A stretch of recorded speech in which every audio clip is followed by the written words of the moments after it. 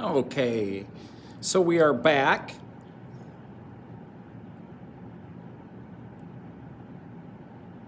We distributed. Now I've got variables on both sides, numbers on both sides, and I'm presented with this choice. Do I move the 8x or do I move the 3x? In this situation, 8 is bigger than 3, and I can see if I subtract 3x, that's going to leave my variable on the left, and it's going to even leave it positive. So I like the way that's looking. 8x minus 3x, 5x, subtract 14 is equal to 6.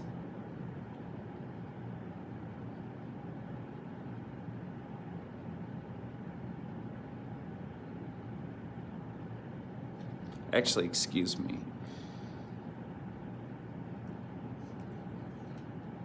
I then would add 14 because x is being multiplied by 5, subtracted by 14.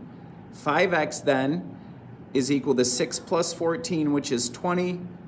I would divide both sides by 5. X then would equal 4, and I can certainly check that.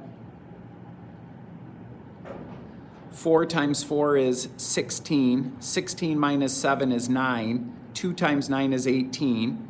4 plus 2 is 6. 6 times 3 is 18. It checks, and I'm going to box that in. We have to look at two special cases. Two special cases, and I'm going to star this. These are called special solutions of linear equations. And these equations that we are looking at, they are all linear. And we're going to get into that in a chapter or so. Linear equations are just equations that when graphed in a coordinate plane, they make a line. And they all have this x to the first power in it. Let's look at some examples.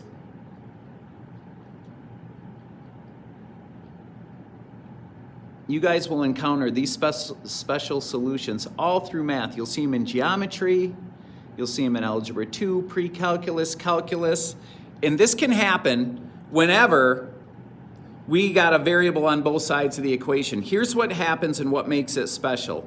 When I look at this equation, I look to simplify both sides first. I've got some distribution here, nothing over to the right, distribute. 3 times 5x. 15x. 3 times 2 plus 6 is equal to 15x. When you see that, and a little light should be going off in your head, what looks different about this one, or what do I notice that it's the same?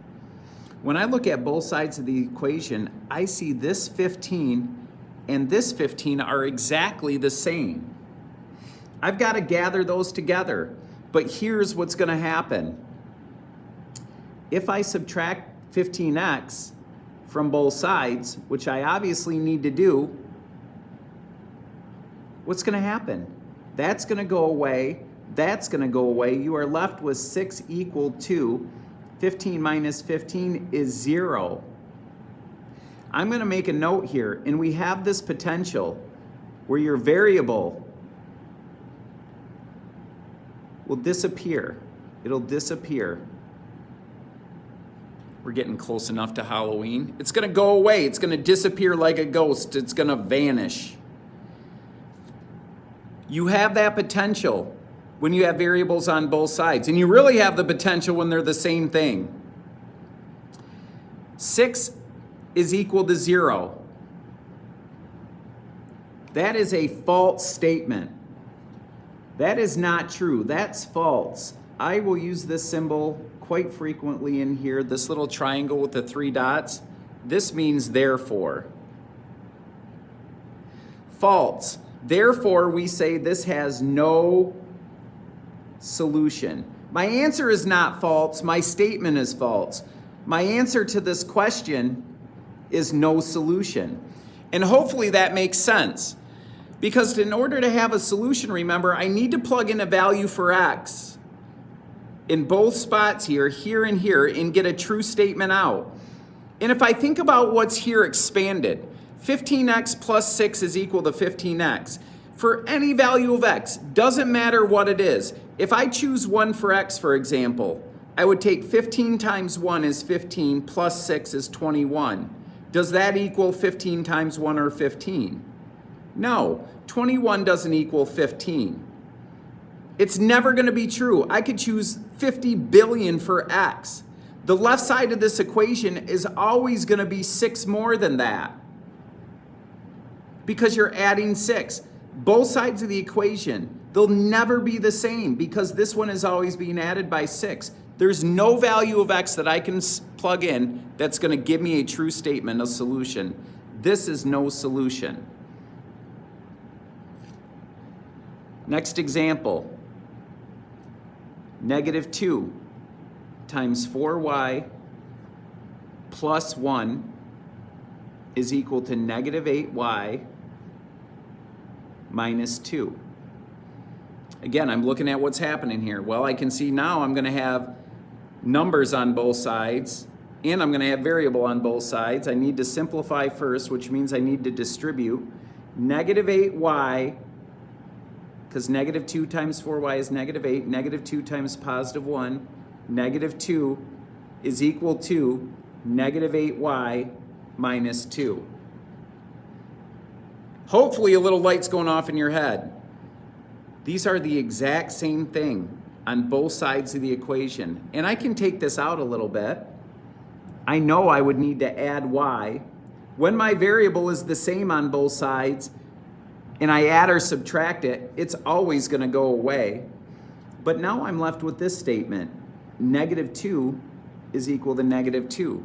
Again, my variable disappeared. But now, negative 2 equal negative 2.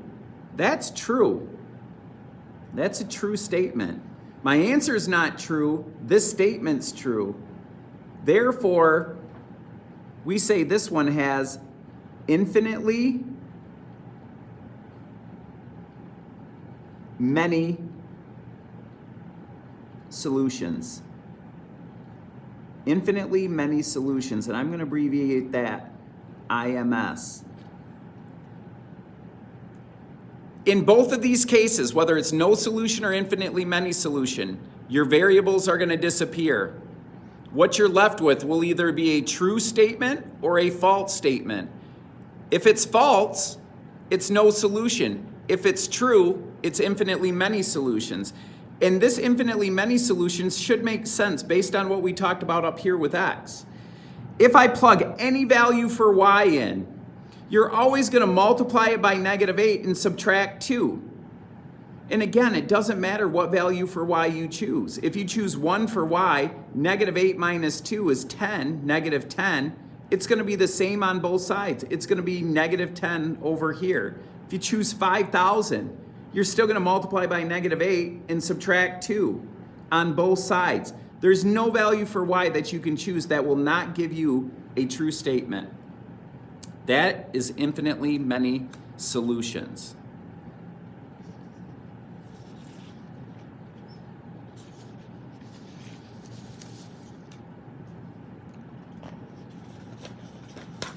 We are going to look at 2 more problems here real quick. Next example, 3 times 2a minus 2 is equal to 2 times 3a minus 3. Distribution on both sides. Going to have variable on both sides. Going to have integers on both sides. First step, distribute. 3 times 2a, 6a. 3 times negative 2, negative 6. 2 times 3a, 6a. 2 times negative 3, negative 6. A light bulb should be going off in your head right now. I have the same variable with the same coefficient on both sides of the equation, which means if I subtract 6a from both sides, this is going to go away, and I'm left with negative 6 is equal to negative 6. That's true, therefore, infinitely many solutions. And again, You're multiplying by 6 and subtracting by 6 on both sides. There's no value for A that I can choose that will not give me a true statement for that. There is no value for A that will not satisfy that equation. Infinitely many solutions. Last one. 1/2 x plus 1/2 x is equal to x plus 1. Well, let's see. I don't have any distribution, but I certainly have some like terms to combine here. 1/2 x plus 1/2 x. Well, 1/2 plus 1/2, that would be 2 halves, or 2 halves make a whole.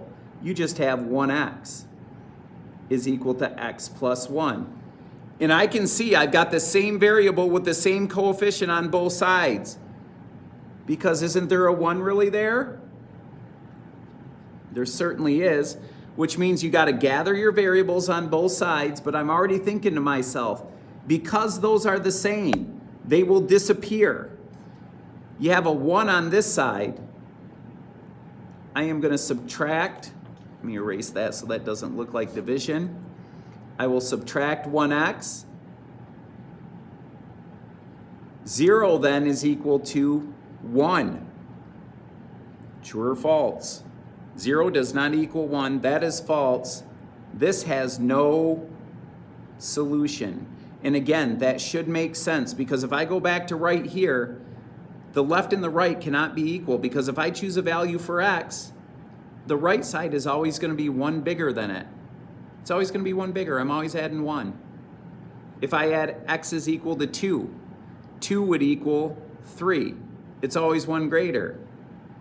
If I had made x is equal to 3, 3 is equal to 4. It's always 1 greater. It's never going to be the same. No solution. That should help you get your problem sets going.